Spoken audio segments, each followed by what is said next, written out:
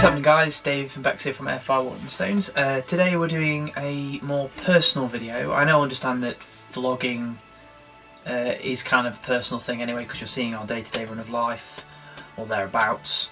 But if you're unaware, or you are aware, as I usually say, I did a video not long ago about autism because my sister is autistic, my dad suffers from it, and I wanted to do a special video on that to bring awareness to that condition. And now today we're doing something very similar, and this is more close to home on what it is on Beck's part, and it's basically all about alcoholism. And Beck's basically going to tell you... Am I getting teary already? I don't know. No. Do apologise. It is tough for her. This is actually a tough video. It's not something we've just done for the sake of it. It's something that we feel that should go out there and people can relate to it, and we'll have all links at the end of this video so that you can maybe get in touch with Bex if you need a friend, or she'll have all the helplines and that displayed as well. So we're going to go into it. So what was your first time? The first time that I remember that, you know, when I was really scared and realised that something wasn't quite right with my mum, whereas when we went food shopping, I think I was about 7 or 8 years old. I was on my own with her and she was acting weird. I did ask her, you know, are you okay and everything, and she just kind of shook me off. So we got on with the process of shopping, and it was a case of her bumping into things. She kept bending down, saying she felt dizzy and everything. And then we got to the tills, didn't even finish shopping because she couldn't do it, and she just collapsed. And in that moment I was just like, is she dead? Because I'd never experienced anybody passing out before, so I was literally like, that's it, my mum's gone, because she wasn't responding either. It's got to be, I mean, to anyone who's experienced it, I've experienced it with this one here, actually. For being like a 7-year-old, no, not alcoholic, like collapsing. But that's got to be scary. It's scary alone for people who like are my age now. I was terrified when it happened to me, seeing Becky collapse when she wasn't very well. So if somebody who's like 7 or 8, it's got to be scary for you, isn't it? Yeah, I didn't know what to do. Like, the ladies that worked there were really nice to me and obviously said, you know, do you know your house number or your dad's number? And luckily I did. And my dad just came straight away, and obviously seeing my mum strapped to what are they called? Stretcher? Yeah, stretcher? she was like strapped to like a stretcher thing, and seeing that, like, she was like lifeless, and like her arms were still like flailing about, but she was strapped to it. So I had no idea what was going on. And that's your very first memory? Or was that the very first time you... That's the first time I realised that something wasn't quite right. That's crazy, 7 or 8. Do you have any other memories? Yeah, there's always 2 things that I always remember, and it was that, and then it was the next episode where I went into the kitchen. She'd literally just put like our dinner on, and she kept saying, oh, it's not cooking and everything, and the oven wasn't even on, like it was just there, and she was like swaying. So I started to panic a bit, and I was like, something's gonna happen. And we had Charlie at the time, and he was looking at me like, I don't know, something from him told me that something wasn't right. So I got him out of the room, went into the living room, and that's when there was a massive crash. And obviously my mum had gone backwards onto the tiled floor. There was like blood everywhere. She'd like been sick over herself, and it was just like, I was just like, I can't do this. And that was when? How old were you? Were you about 14, 15? No, No? I was only about 10 years old. Really? Yeah, it wasn't long after the first one. Whoa. And like, So, I didn't know what to do, because like, my brothers were just sat in the living room. Like, it's not that they didn't care, it's the fact that they just thought something had fallen over, like she tripped over something.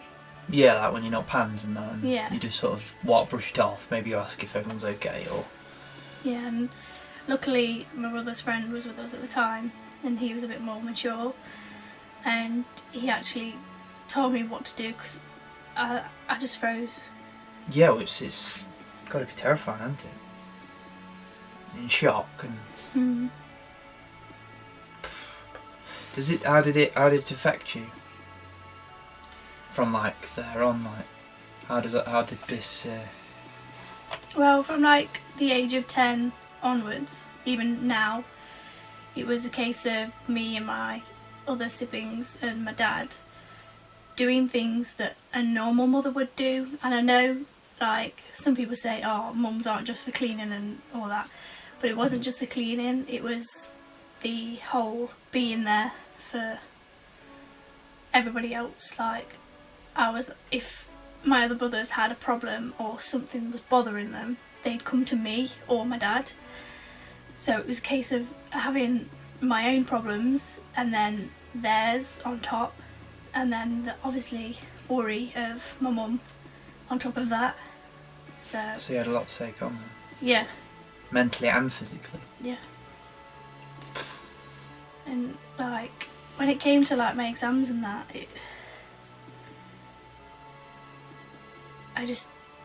Which you still did better than me. I just Just throw that in there. I've seen her results. Yeah, I don't know.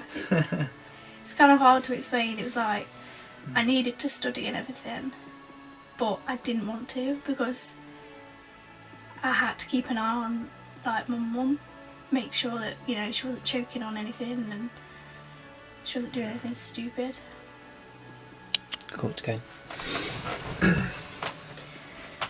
So for the rest of our kind of like childhood and teenage age, it was a case of seeing her paralytic, getting trapped in like, because like where the bathroom is, it's like this, it's like a corner there, and she used to get wedged there all the time, and I'd be sleeping and I'd just hear like this bang on the door, and obviously I couldn't get out because it'd be more dangerous for me, because like the way my room was, it was different. So yeah, and we were just like watching her waste her life. It was like we always found bottles everywhere. Just I don't know, it's hard to explain. Yeah. I don't know. Like, when it got really bad, like to the point where none of us could cope, we'd pack a bag for her and her mum and dad would take her in, and she'd be there for about a week. Say she hadn't had any like alcohol whatsoever, come back and just start all over again. So it was just like a holiday, really. Yeah. There was no sort of rehab, sort of, you know, been there, come out, fresh start. It was sort of like, oh, it's been a week and then, or so, and then continue.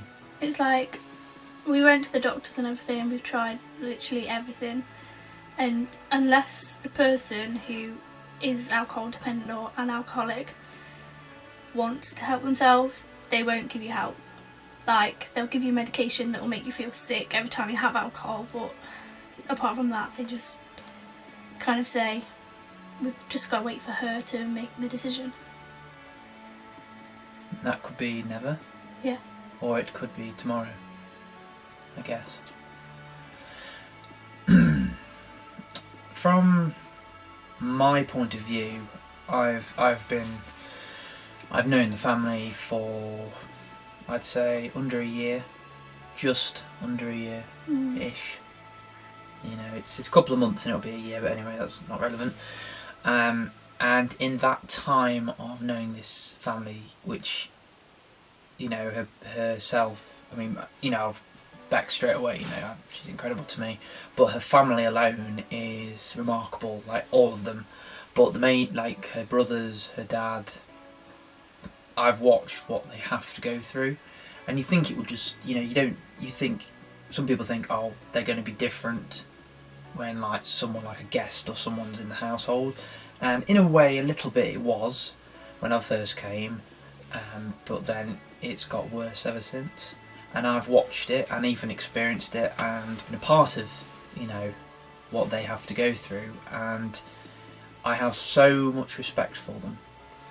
I think from someone on the outside, I like to help people, and it's frustrating for me to see someone that's just keeps spiraling out of control, and you can see how much pressure it's taking on the kids and the family, and it's very, very tough, like from an outside person point of view. So, you know, Bex obviously is going to be a mum herself and she worries about stuff like that, you know, will I be a good mum and all that. But what she doesn't realise is she's been a mum for God knows how many years. I mean, she's 20 now, pushing 21 this year, and from what she said, she's probably been a mum for God knows how many years for her brothers, and, you know, supported her dad, and she's fantastic. You know, they all are. It's amazing. It's a tough thing to see, even from my point of view, and it's a remarkable thing to see people who continue life through it and just work around it and try their best. And yes, they will, you know, some days be tired, they lose, you know, then, you know, haven't got much patience, they get a bit angry, they get a bit frustrated with things, and it all stems from that. And I think from another point of view, it's the fact that, like I said to you, there's a sort of evil cycle as well.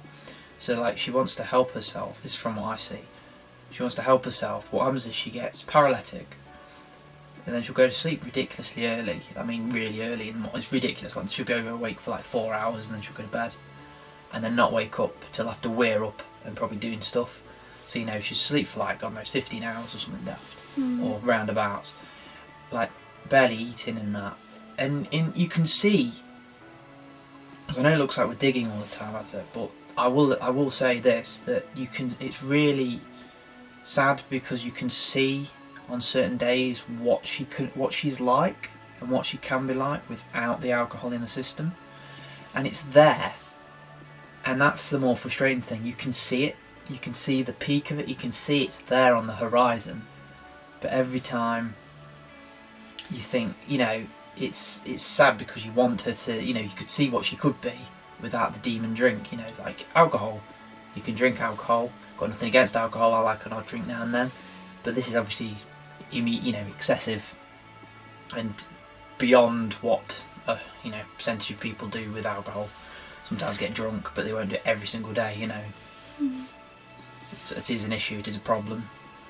Yeah, she does have good days and bad days, but it's getting to the point where it's getting worse, isn't it? And yeah. I've seen that. I've been driving home from work crying, because I know for a fact that, you know, nothing's going to be done, and I'm going to have to spend the evening doing things that, you know, I've been at work all day and I don't want that. I just want to sit down and eat my dinner and chill. So I'm kind of lucky, like, sometimes I think it's a curse, but sometimes I'm lucky that I only work 2 or 3 days a week, because then I can catch up with everything. But still, you're incredible for it though. You need to be proud of yourself for it. Yeah, but it's that horrible, shameful feeling that, you know, this woman that gave birth to you is meant to show you the way, and, you know, you're meant to celebrate things with her. Like, I can't go out shopping with her or anything. I'm just embarrassed, because everybody knows around here, like, because she's had a really bad incident which ended up in the paper, and just everyone judges you. They don't judge the person that's done it. they judge us. They were like, oh, why did you let her do that? You know what I mean? That's crazy. We try and stop her. We take the keys off her and It doesn't matter, does it? things like that. But she finds them, and then as soon as we know that the keys are gone, the car's gone at the same time. So there's literally nothing we can do. Like people say, you know, oh, just call the police, but we don't know where she's gone. No. And they can't track a car. Yeah. So. There is literally no point. What we do is we just call her and call her and call her until she answers. We find out where she is and then go get her. That's all we can do. And it's, I don't know, it's just not a nice way to live. So guys, that's the video. We're wrapping it up now.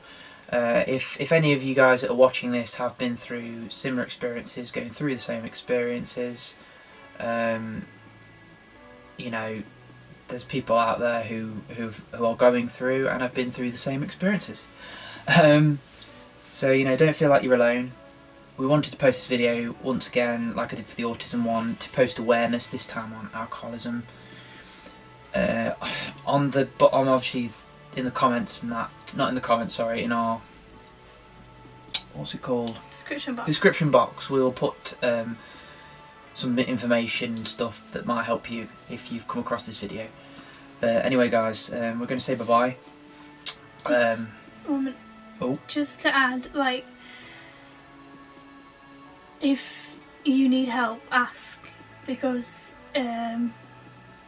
like at school I used to go see somebody for about an hour every other day just to relax really and get out of my head.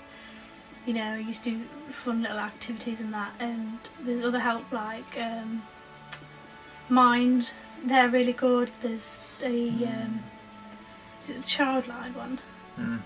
Yeah. Childline one is good. I've seen it can be nerve-wracking. You can be like, I don't want them to know. There's that balance, isn't there? Yeah. If, you know, just talk to anyone, like... Get it out of your system. Yeah. Get it out of your system. No point balling up. No, it doesn't do any good. Okay, so I hope this has helped. I hope Bex has helped you with from her own experiences, and you've obviously had a look to the sort of darker side of our vlogging world and our world. But you know, hopefully our next video, or our next video, will be more fun and uplifting. So Monday, probably. Might be a vlog. It's going to be a vlog. Yeah. Okay, guys. Thanks very much for watching. We're going to go away now. So. Bye bye. Thank you. Bye bye. Need food.